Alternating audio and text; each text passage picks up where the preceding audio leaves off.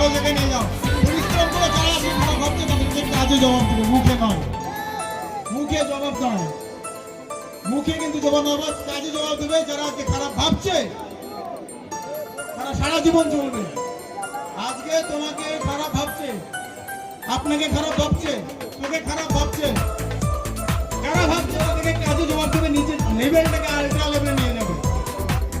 সারা জীবন তোমার সেই সফলতা থেকে চলবে।